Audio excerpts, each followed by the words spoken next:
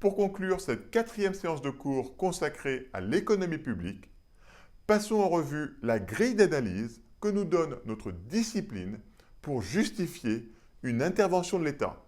Le point de départ est que dans une économie de marché, le laisser-faire permet la réalisation d'échanges mutuellement bénéfiques. C'est la fameuse main invisible d'Adam Smith. Le laisser-faire peut néanmoins être confronté à deux types de problèmes. Des problèmes d'efficacité et des problèmes d'équité. Les problèmes d'efficacité résultent tous de défaillances de marché.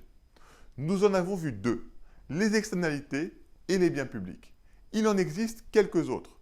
La semaine prochaine, avec Olivier Gosner, vous étudierez les problèmes de concurrence imparfaite. Il y a également les problèmes d'information, et plus précisément les problèmes d'asymétrie d'information, que vous verrez un peu plus tard. Et puis, il y a la rigidité des prix, problématique centrale en macroéconomie, dont nous parlerons lors de la dernière séance.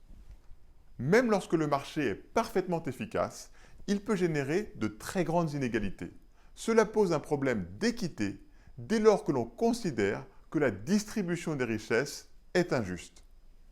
Mais quelle est la juste distribution des richesses? Il n'y a pas de réponse purement scientifique à cette question. Seules des considérations d'ordre philosophique permettent de motiver ou non des politiques de redistribution.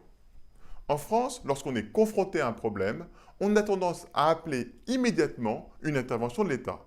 En sciences économiques, on est beaucoup plus prudent. Pour justifier une intervention publique, il faut identifier très précisément soit une défaillance du marché, soit un problème d'équité.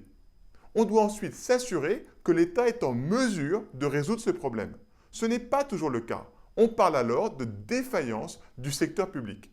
D'abord, l'État peut ne pas avoir l'information nécessaire pour résoudre le problème.